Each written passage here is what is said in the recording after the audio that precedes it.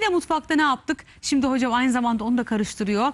Kansızlığa iyi gelecek bir formül yaptık. Malzemeyi de getirelim ekrana arkadaşlar. Kaçıranlar ve izleyemeyenler için gelsin malzemesi ekrana. Evet, kansızlığa iyi gelecek kara üzüm, su, kına. Kına çok önemli burada ve keçi boynuzu. Kara üzümü üzerine su döktük.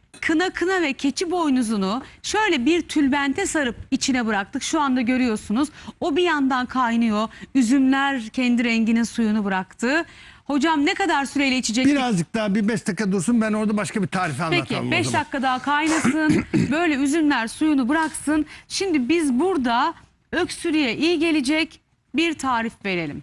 Sevgili seyircilerimiz. Şimdi o tarifi de yapalım. Bu çok kolay, çok basit. Herkes yapsın bunu. Ne yapıyoruz? Bunun için kara turba ihtiyacımız var. Kara turp bulamadım. Soğan da olabilir. Soğanın kabuklarını soyduk. Güzelce ortasını oyduk. Altına şöyle sert bir kürdanla birkaç tane delik delmemiz lazım. Ki güzelce dibine doğru aksın diye. Şöyle birkaç tane delik deliyoruz. Turp içinde mi aynı hocam? Turbu da deleceğiz şimdi. Turbun da içini oyduk. Bakın oyduk içini. Ona da böyle delikler deleceğiz ki yaptığımız karışım aksın diye. Şimdi akıp göstereceğiz biz onu.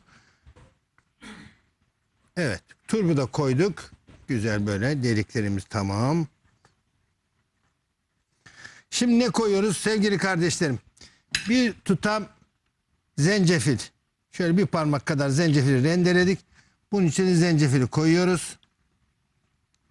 Soğanın içine de aynı şekilde zencefili koyduk.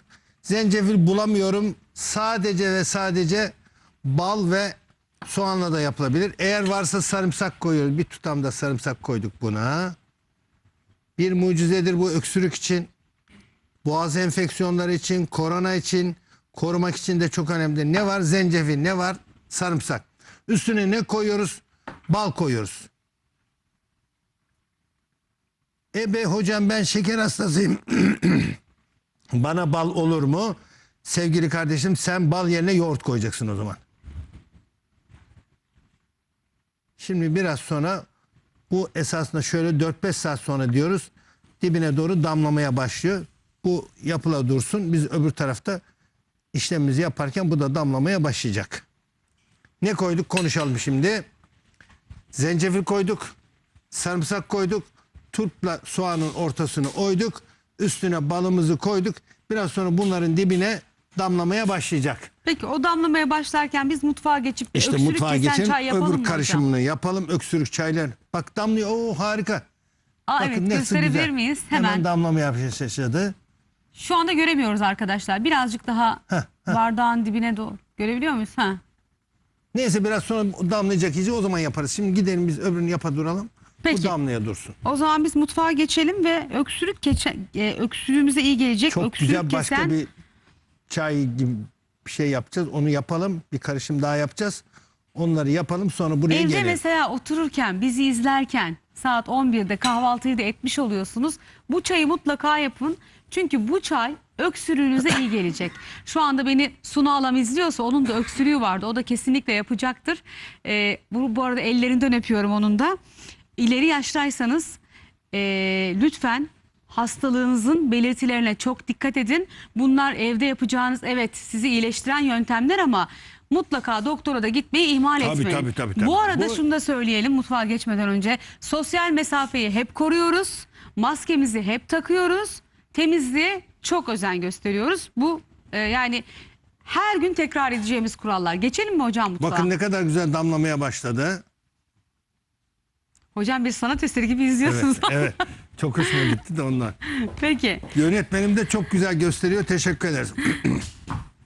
Evet. Şimdi bak bu mükemmel bir şekilde kaynadı. Blenderımız hazır mı? Bakın ne kadar güzel kaynadı. Üzümlerimiz iyice yumuşadığını gördük. İyice üzümler yumuşadı. İçine ne koymuştuk? Kınayla keçi boynuzu koymuştuk. Onları şöyle bir kenara alalım. Bunu biz böyle yaptık ama keçi boynuzu tozu da koyabilirdik buna. Keçi boynuzu tozu da koyabiliriz. O da olur. Biz böyle yaptık. Keçi boynuzu tozu da koyabilirsiniz. O zaman daha da güzel olur. Ekran Hangisi başına kolay? yeni geçen sevgili seyircilerimiz varsa kansızlığa iyi gelen muhteşem bir içecek Blender nerede? yaptık.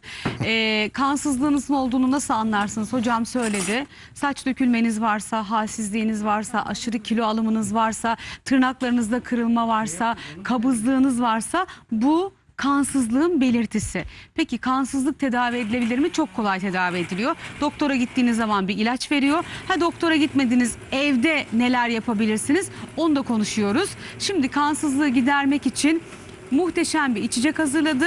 Genç, yaşlı, çoluk, çocuk herkes bu içeceği içebilir. Ama galiba hocam şuna da bakmak gerekiyor değil mi? Yani bu da benim bir yayıncılık, hani boynumun borcu, söylemeden geçemeyeceğim. Sizden de teyit isteyeceğim. Mesela kansızlığın neden olduğunu da bulmak lazım değil mi hocam? Tabii, neden oluyor? Siz bunları yaptınız, hiç düzen muhakkak doktora gideceksiniz. Size neden olduğunu bulacaklar.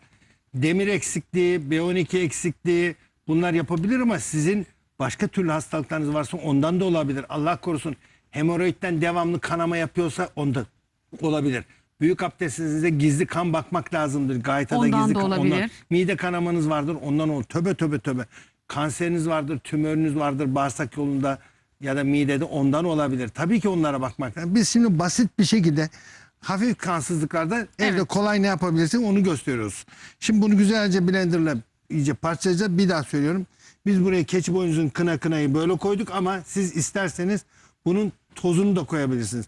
Bunun için yaklaşık bir çorba kaşığı kadar keçi boynuzu tozu, bir çay kaşığı kadar da kına tozu da koyabilirsiniz. Biraz da arttırabilirsiniz. Esas burada önemli olan kara üzümlerini güzelce parçalamaktır. Çekirdekleri dahil güzelce parçalamaya el blenderınızı biraz daha fazla tutacaksınız. Bakın böyle. Peki önemli olan şu soru hocam, bunu sorayım. Sonra seyircilerimiz kızıyor bana. Onu niye sormadın diye, çok da haklı olarak. Bunu günde kaç bardak içeceğiz? Hemen Aç mı, anlatıyoruz. tok mu Hemen içeceğiz? anlatıyoruz, Çünkü hemen anlatıyoruz. kansızlık ilaçları kullandığınız zaman o ilacı başka hiçbir şeyle karıştırmamanız gerekiyor değil mi hocam? Doğru söylüyorsun. Mesela o ilacı hemen yuttuktan sonra kahvaltıda peynir yiyorsanız o ilacın çok Evet. anlamı kalmıyor değil mi? Kalsiyumu birdenbire yememeniz lazım. Kalsiyumunu bozuyorsunuz. Şimdi ne yaptık? Bunu güzelce blenderdan geçirdik kara üzümleri. Şimdi önemli kısmına geldik. İşte bu eskiden yoğurtla keçi boynuzunu ye diyorduk ya da diyorduk ki sütün içine keçi boynuzunu karıştır iç diyorduk. Kalsiyumla demir birbirine bağlıyorlar, eminimi bozuyorlar. Peki ne yapmak lazım? C vitaminiyle yemek lazım. Mesela bunu portakal suyuna karıştırabiliriz bu karışımı. Ya da limonata yapabiliriz. Limonatadan bu karışımı. Bunu bir cam kavanoza koyalım da gösterelim şöyle. Hocam peki kabızlık ilaçları, pardon, bu demir ilaçları kabızlık yapıyor. Yapıyor. Neden? Bu da kabızlık yapar mı? Bu çok fazla yapmıyor ama gene de yapabilir.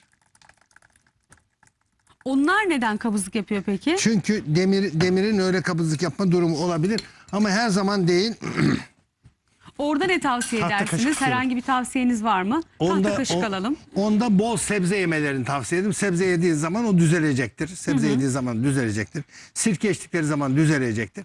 Posalı yiyecekler yemeleri lazım. Onlara dikkat edecekler. Şimdi bakın çok güzel bu karışımımızı böyle süzdük. Bu süzüntüsünü de çorbalara falan katabilirler. Muhakkak bunu da kullanabilirler. Ona dikkat etsinler. Bu yazık etmesinler. Bu şeyi de yiyebilirler. Yani bunu da çorbalarına katabilirler. Bu arada televizyonu yeni açtınız ve tarifleri kaçırdıysanız çok özür dilerim hocam. Hazır ekrana geliyorken söyleyeyim dedim. YouTube Nur Viral'le Hayatta Her Şey Var'da bütün bu videolarımızı arkadaşlarımız tek tek bölüyorlar ve sizin tarifleri çok daha kolay almanızı sağlıyorlar. Onu da söylemeden geçemeyeceğim. Bir tıkla da abone olursanız hemen, hatta videoyu koyduğumuzda hemen sizin cep telefonunuza da uyarı geliyor. Hayatta Her Şey Var sizin için böyle güzel bir video hazırladı diye. Oradan da kaçıranlar ve izleyemeyenler tariflere bakabilirler. Evet. Gördüğünüz gibi bunu yaptık sevgili kardeşlerim. Bunu güzelce süzdük. Bu süzdüğümüz bu kısmını da biz biraz daha sabırlı olup blenderda daha fazla tutsaydık çekirdekten de parçalayabilirdik. Acele ettik biz vakitten kazanalım diye. Siz evde iyice süzünüz. Şimdi bakın bu suyu çıktı mı? Çıktı. İşte bunun içine tadına göre 1 veya 2 tane de limon suyu koyacaksınız. Neden? Emilimi güzel olsun diye. Neden? C vitaminiyle demiri daha güzel alıyorsunuz kardeşler. Çok iyi. İşte bu karışımdan Çocuklarınıza direkt içirebilirsiniz. Tadı çok güzel bunun. Soğuduktan sonra içirebilirsiniz. Sıcak şart değil. Soğuduktan sonra içirebilirsiniz. Tadı çok güzeldir. Evet. Kokusu çok güzeldir. Çok güzel Olmadı, kokusu var. çocuklarınızın çorbalarına katıverirsiniz bunu. Mükemmel bir şekilde bunu çocuklarınızla çok fayda göreceksiniz kardeşlerim. Evet. Özel içecek kabızlık için geldi. Şimdi de kabızlık kansızlık için geldi. Şimdi de sevgili seyircilerimiz öksürüğünüz için çok güzel bir çay tarifi vereceğiz. Önce malzemeleri getirelim ekrana. Bir öksürüğünüz varsa hocamın şiddetle tavsiye ettiği çok özel bir reçete bu. Hemen getirelim. Öksürüğünüzün giderilmesine yardımcı olacak öksürük kesen muhteşem bir çay. Neler var? Şimdi bakın kardeşlerim. Ceviz perdesi nedir hocam? Evet, cevizin bu kabuğu. inanılmaz. Hayır, kabuğunu değil. İki cevizin arasındaki perdesi bu. İki yarım cevizin kabuğu değil bu. İki cevizin arasındaki parçası bu. Neye iyi geliyor peki hocam? Öksürükte mükemmel iyi geliyor işte. Aa. Her türlü öksürükte. Ciğer öksürüğünde de diğerinde de çok iyi geliyor. Ne yapıyoruz şimdi? 2 su bardağı suyu koyduk. 2 su bardağı suyu koyduk. Yaklaşık 5 tane kadar ceviz perdesi koyuyoruz bunun içine. Bakın bu da demin yaptığımız basit bir öksürüktü. Bu da mükemmel bir öksürük için karışım. Bunun içine 2 parmak da taze zencefil koyuyoruz. Her türlü enfeksiyonda inanılmaz faydalıdır. Bunun içine sevgili kardeşlerim yarım limon da koyacağız şöyle. Sıkıp atalım bunu da böyle Yani içine. sabah kahvaltısında kalktınız, Evet. cevizinizi yediniz. Ondan sonra ayıkladığınız o cevizin o içindeki kabuklarını atmayın. Atmıyorsunuz. Bunu güzelce şöyle bir 5 dakika kaynatacağız. 5 dakika demleyeceğiz, süzeceğiz.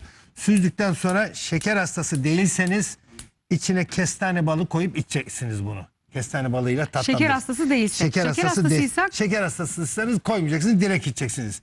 Ben direkt içiyorum, hiç bal da katmıyorum ama bal katınca daha da güzel oluyor. Hele kestane balı öksürükte mükemmel bir nimettir. Kesinlikle kestane balını kullanabiliriz. 5 dakika kadar kaynayacak. 5 dakika kadar indireceğiz, kapatacağız, demlenecek. İçine bal katıp karıştıracaksınız. Şeyimiz de hazır oldu. Ne zaman gösterelim? biraz sonra göstereceğiz Biraz sonra hocam onu. gösterelim peki. Şimdi bir şey daha soracağım. Bunu böyle taze taze mi yapmak gerekir yoksa yapıp dolapta koysak her Zaten seferinde 2 içebilir bardak miyiz? suyla yaptık. Siz daha çok yapıp dolapta da durabilir ama sıcak içmenizde, taze yapıp içmenizde yarar var. Peki Beklemişi çok sevgili iyi olmaz. seyircilerimiz az sonra